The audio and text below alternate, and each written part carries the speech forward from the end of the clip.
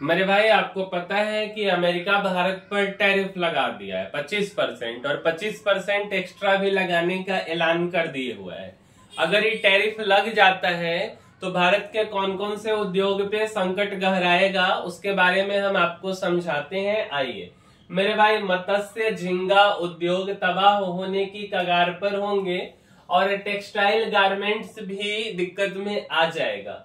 भारत पर 25% extra tariff लगा तो कालीन, रत्न जैसे उद्योगों पर संकट, 25 लाख लोग हो जाएंगे गरीब। मेरे भाई, भारत की अर्थव्यवस्था का तबका बुरे स्वप्न के दौर से गुजर रहा है, क्योंकि 27 अगस्त को अमेरिकी राष्ट्रपति डोनाल्ड ट्रंप द्वारा लगाए गए 25% टैरिफ को दोगुना किया जाना है।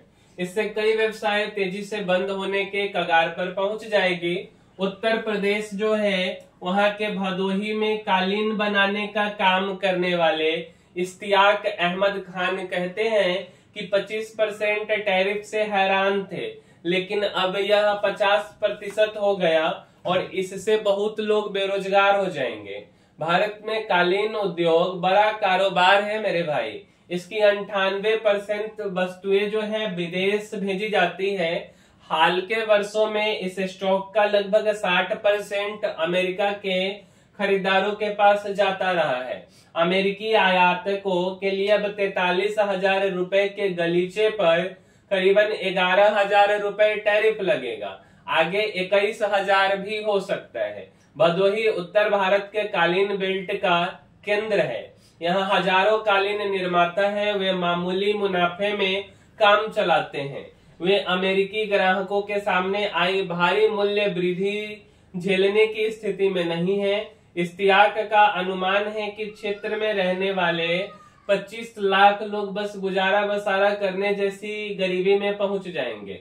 इश्तियाक की कंपनी में काम करने वाले लगभग 80% अभी भी किसान हैं।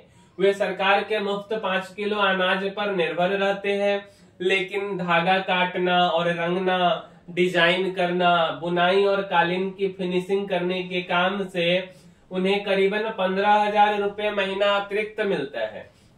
उनका कहना है कि सबसे बुरा हाल हमारे मजदूरों और बुनकरों का होगा। कालीन उद्योग के अलावा भी कई क्षेत्रों में खतरा है। 7 अगस्त को ट्रंप ने 50% टैरिफ की घोषणा की तो जेम्स उद्योग संघ के अध्यक्ष किरीट भंसाली ने लिखा कि भारतीय रत्नों के वैश्विक व्यापार का 30% खतरे में है। अमेरिकी रत्नों का सबसे बड़ा खरीदार है। मछली व झींगा व्यवसाय के लिए टैरिफ तबाही के समान होंगे। केंद्र ने राज्यों को अपनी कंपनियों का ध्यान रखने को कहा है। वहीं अगर हम बात करें टेक्सटाइल की, गारमेंट की और फर्नीचर से जुड़े उद्योगों पर भी नकारात्मक असर पड़ेगा। ये लाखों श्रमिकों को रोजगार देते हैं। इनसे होने वाली अरबों की कमाई ने संकट के समय भारत को आर्थिक रूप से मजबूत बनाए रखने में मदद की है। मेरे भाई ये देखिए, कश्मीर में एक शोरूम है जहाँ पे हैंडमेड कारपेट जो है यह व्यक्ति दिखा रहे। 11 लाख करोड़ का कारोबार था भारत अमेरिका का पिछले साल मेरे भाई।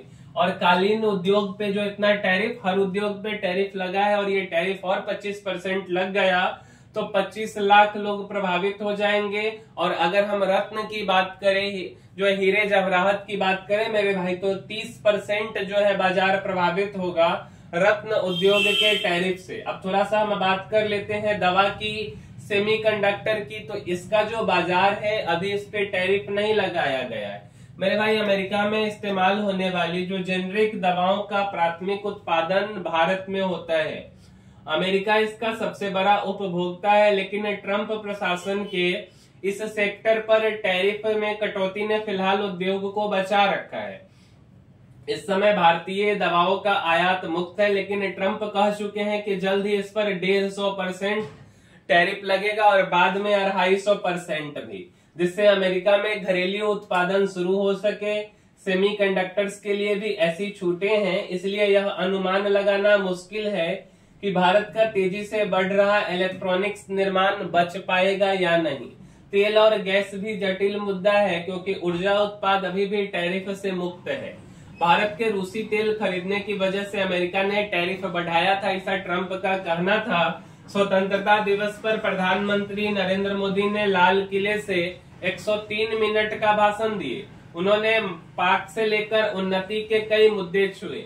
इसमें उन्होंने ट्रंप या टैरिफ का जिक्र किए बगैर देश के अकेले आगे बढ़ने की बात पर जोर दिया। उन्होंने कहा कि इस तरह देश को आगे बढ़ने से कोई स्वार्थ नहीं रोक सकता है। और मेरे भाई, हमें भी प्रधानमंत्री जी की बातों को ध्यान में रखना चाहिए कि अगर प्रधानमंत्री जी ने कहा है कि स्वदेशी अपनाओ तो यह एक बहुत बड़ी बात है।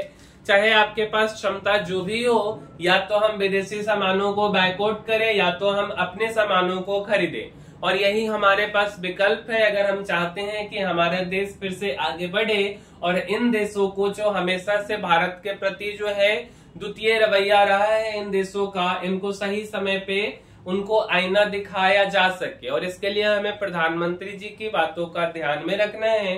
और पर्व त्योहार का सीजन भी आ गया है, दीपावली, छठ, तो हम ज्यादा से ज्यादा कोशिश करें कि हमारे देश के व्यापारियों, हमारे देश के जो सामान बेचने वाले लोग हैं, मेड इन इंडिया प्रोडक्ट्स खरीदे। मेड इन अमेरिका हो चाहे चाइना हो, कंप्लीट बाइकआउट करें या ना खरीदे बिल्कुल।